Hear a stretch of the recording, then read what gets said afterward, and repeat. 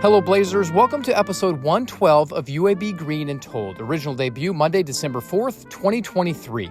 This podcast gives us a chance to share stories from members of the UAB community. Check out all of our previous episodes by visiting alumni.uab.edu/greenandtold on Spotify or the Apple Podcast app. And while you're there, leave a written review so more alums can listen in. I'm Greg Berry, a UAB alum and Director of Communications in the Office of Alumni Affairs. Like many students who enroll at UAB, Maurice Hobson wanted to eventually attend medical school, but that wouldn't happen. You see, as he'll share, there are things that pop up and derail even the best laid plans. And I just realized at that point in time that I did not like blood, nor did I like science enough to really, you got to go through a lot of science to be able to get to do all of the real cool stuff. That's not to say science wasn't a factor in what he does today. As Maurice will explain, it was and still is. I grew up cleaning Bunsen burners and pipettes, and I understood science at all the levels. Like, I did very well in science growing up, but I do history and politics like a scientist. And with his background in history, Maurice has been able to do some pretty cool things, consulting for networks like ESPN, HBO, and PBS, and all the while getting to rub elbows with some major players in media. When I get to New York City, they take my cell phone and I walk into this room, and it's Jay-Z, Beyonce, Spike Lee, and Oprah.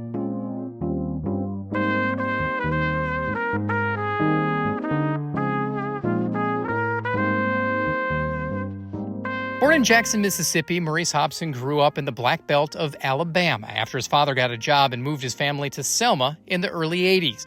But Maurice's childhood wasn't like many of the others around him. Both his parents worked, and his family was not impoverished. During his adolescent days, he wasn't aware of what the Black Belt was or even much about his surroundings. However, that changed when he wound up at UAB. I didn't know the meaning of any of it until I actually went to college. Okay. I guess what I'm saying is that I didn't grow up poor. My parents were educators. I'm one of 6 children who did very well, growing up. But what was kept from me, I grew up around poverty and didn't know it was poverty. Yeah. And so it didn't become really clear to me until I went to UAB. And I'm going to tell you when the moment was. I played football at UAB. Mm-hmm. When the freshmen reported, I remember getting up to introduce myself to the rest of the football team. And there were a couple of guys who had played football at Jeff Davis in Montgomery. They knew Selma. But when I was like, well, yeah, Maurice Hobson, graduated from Selma High School, they were like, wait, you're from Selma? They were like, man, don't nothing good come from Selma, and all they do is march. That's when it became like, well, what do you mean nothing good comes from Selma?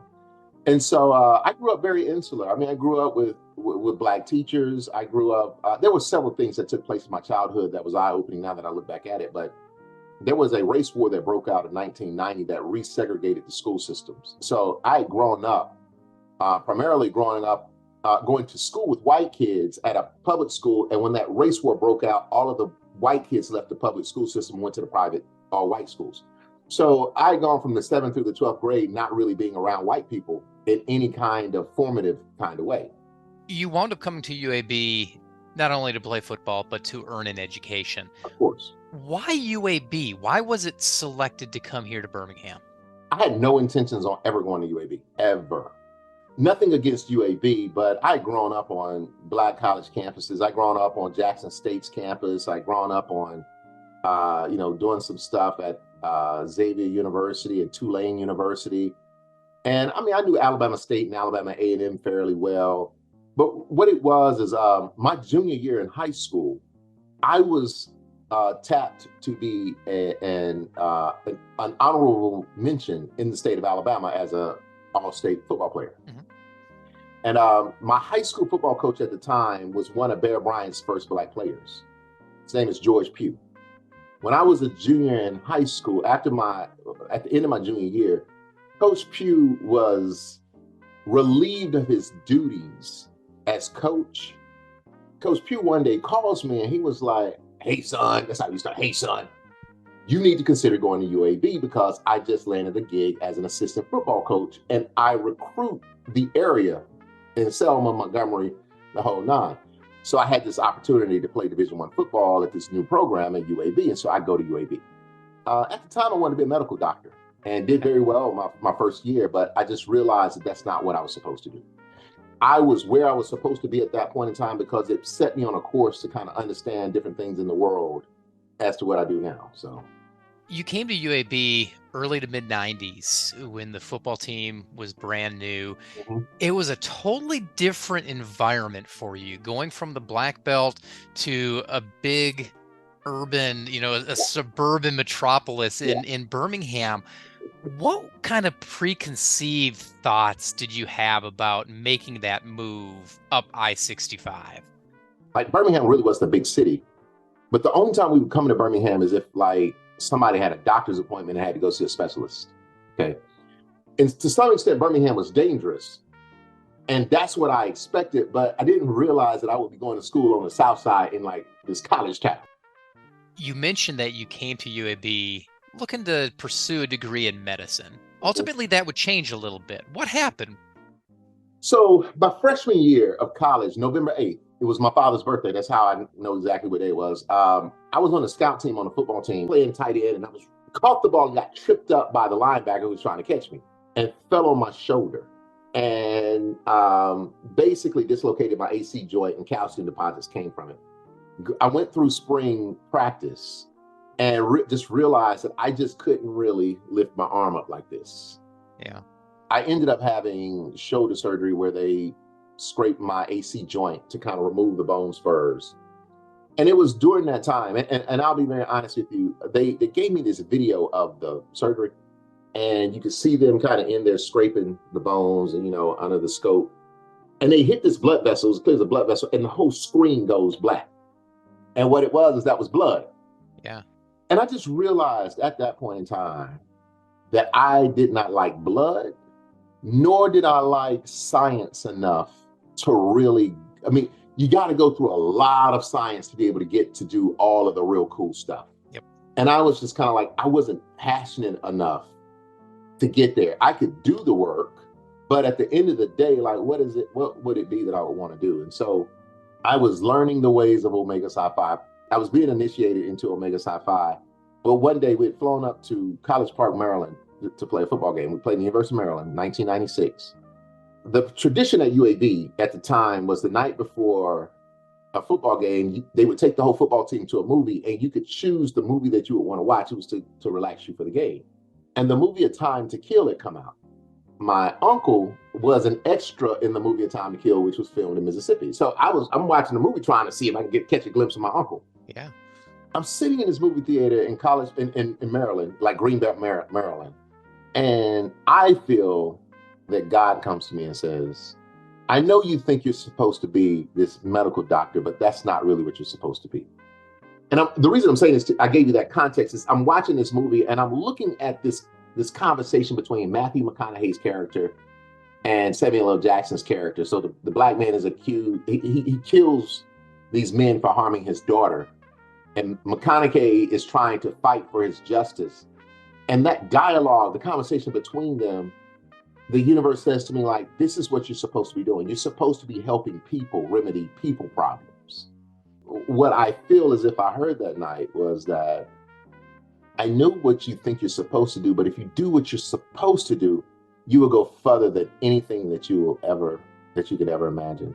And so that was on a Friday. On Monday, I went to my academic advisor, who was a man who really poured into my life in good ways. And he doesn't know how much he did for me in affirming me at this moment. And so I go to him, his name was Mr. Milton Hurst. And I said, Mr. Hurst, I said, I'm here to change my major. He says, to what? And I said, history and politics. And he says, why? I said, sir, you may not understand this, but I feel like God told me to do this. And he looked at me and he said, young man, he says, God also told you that obedience was better than sacrifice. And he says, see, some people won't follow the path, and when they get off of the path, they have to sacrifice to God to get back in. He says, but if you just stay on the path, you don't have to do that. You can cut out the middleman and just walking the path. And I made a decision that day. Naturally, I was gifted at engaging people and understanding how history and politics can work together to create culture. What I did is I kind of found my niche at UAB, started taking classes with Horace Huntley and Virginia Watley Smith, and By the time I got ready to graduate, they were like, if you take 2 more classes, like you could get a double major. It's like, well, why not? And technically on my diploma, it won't read double major, but I was the first to really complete the curriculum at UAB in African American Studies. So I have a degree in both history and African American Studies. Did you have an idea what you wanted to do after college and what you wanted to kind of do for the African American community? Yeah, so the reason we moved to Alabama was my father was a scientist. He had done his graduate work and was one of the leading scientists in genetics, and in particularly looking at sickle cell anemia, which is a blood disorder. It's a health condition Mhm.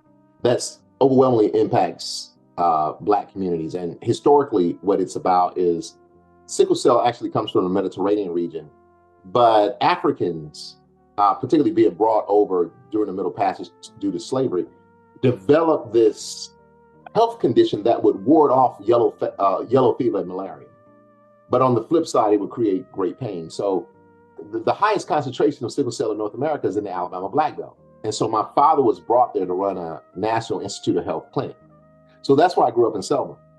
But I remember like telling my dad, like, yeah, Dad, I'm going to go and, get this PhD in history. And he was like, well, but what are you going to do with it? And I looked at him and I said, Dad, if you come up with a cure for sickle cell, I have to convince the people to take it. I grew up in a science lab, Greg, and I'm talking about, I grew up cleaning Bunsen burners and pipettes, and I understood science at all the levels. Like I did very well in science growing up, but I do history and politics like a scientist. I understand people. I understand how they think. I understand what their real threats are, but I understand how they think about those threats. I also understand policy and politics in particular ways, and I enjoy studying Black people. And as a civil rights historian, I tell people all the time, it's not that I'm smart. I was born of this dirt. I understand it. I don't know if you want to say you had blinders growing up, but you didn't have the realization of reality when Yeah. you were in Selma. Right. Looking back and over the course of your career, how have race relations, the civil rights movement, all of that changed? Because you really have droned in on that and studied that to length. So how has that changed? First and foremost, I have to acknowledge the privileges that I do have. If there are 13 categories of what it means to be privileged in the United States, I have 11 of those 13 privileges. Okay.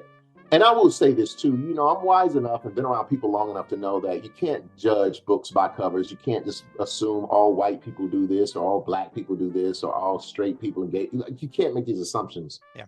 We are in a ebb and flow in terms of race relations. We allowed for the media to push fear on us in particular ways. And it is it's just drawn a line between all kinds of groups of people. Our world is more just wide open. And it's created a moment to where we have to get back to the basics of trying to get to know people again. And I do African American history, and I believe in Black folk, but I believe in all people too. And I guess, what I'm saying is that I believe in humanity at the end of the day. And just because I want to see Black people do well, or just the fact that I say Black Lives Matter, it does not negate anyone else. Race relations have gone sideways, but it's up to us to really ensure and make sure that we bring this thing back full circle and give it back to people so that people can present themselves in their best light.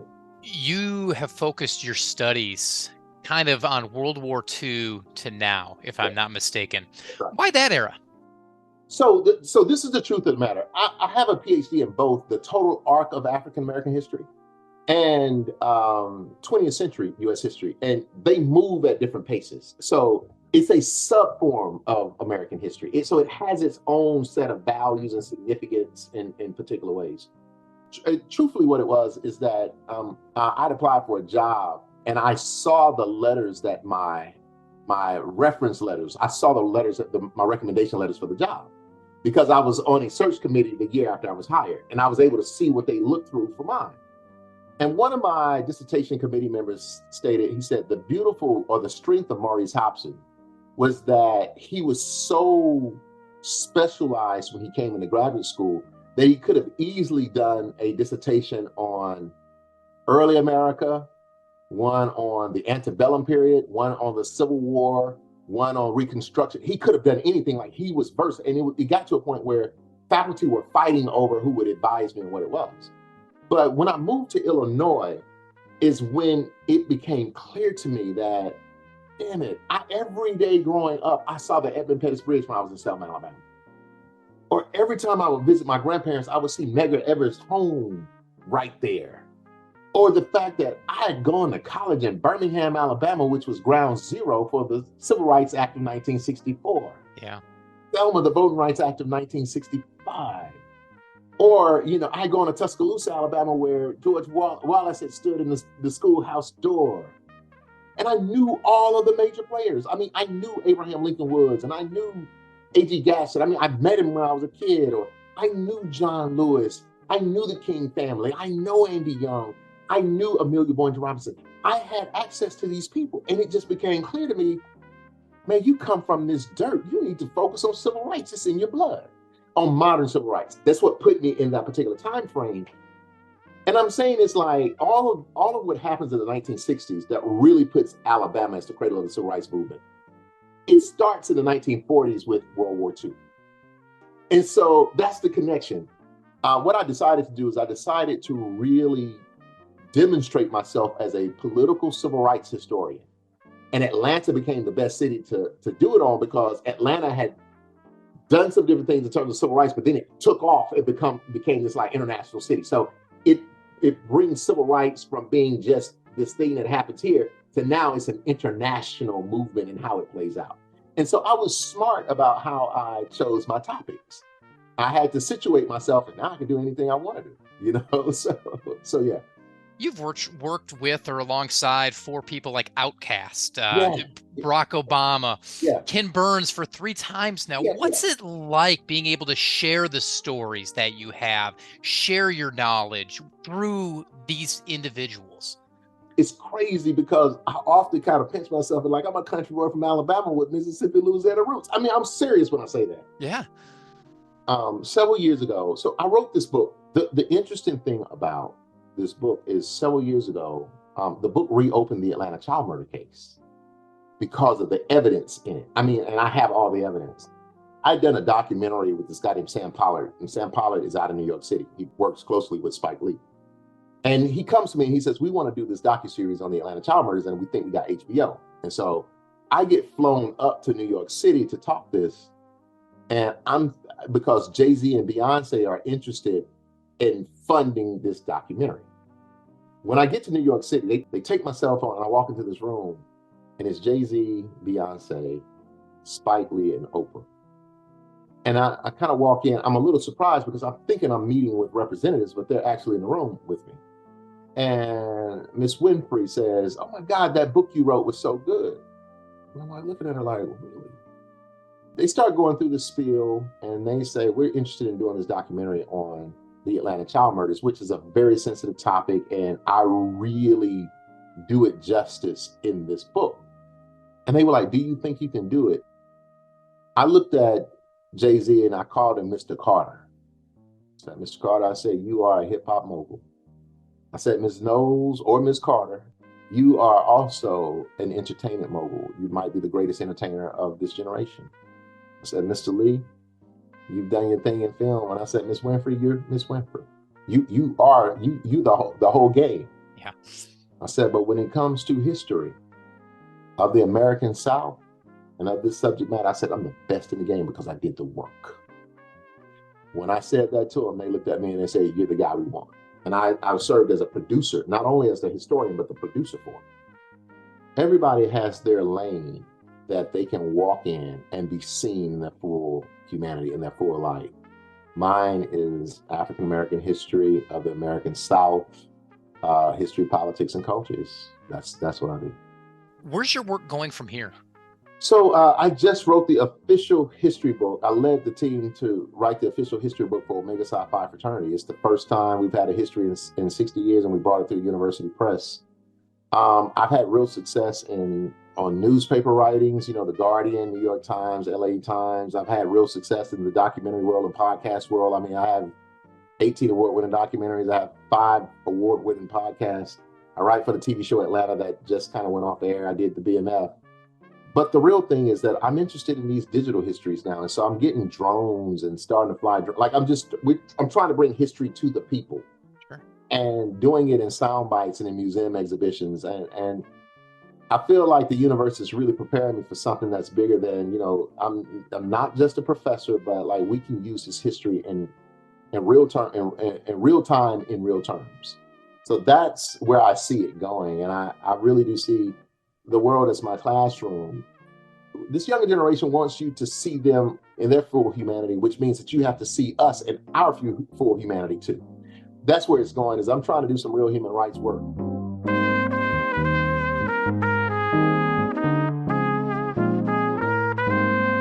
That's Maurice Hobson, a 1999 graduate of the College of Arts and Sciences, where he earned his Bachelor of Arts degree in history with a minor in African American studies. Dr. Hobson is a historian, author, social scientist, Africana studies scholar, and social justice champion. Today, he is an associate professor at Georgia State University in Atlanta. While he has worked at several other institutions, including Ole Miss, UMass Amherst, and Tuskegee, he still has an idea of what it means to be a Blazer. Being a Blazer is one that ignites, that can sparks new ideas. It's innovative and creative. But it's also this moment to where when I was at UAB, it was this opportunity for kids of all walks of life to kind of come to Birmingham. There was a large enough number of Black kids on campus to where you didn't feel ostracized.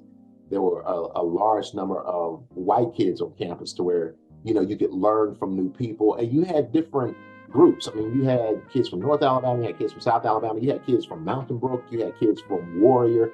And I mean, you would all be there together. I would be remiss if I didn't give Birmingham and UAB credit for allowing me to kind of do this civil rights work, because it allowed for me to see personalities in a case study on the football team, personalities of white ball players who had never been around Black people, white ball players who didn't have parents and were taken in by Black communities, Black ball players whose parents were doctors and lawyers, Black ball players who could barely read. I mean, you saw all of it right there.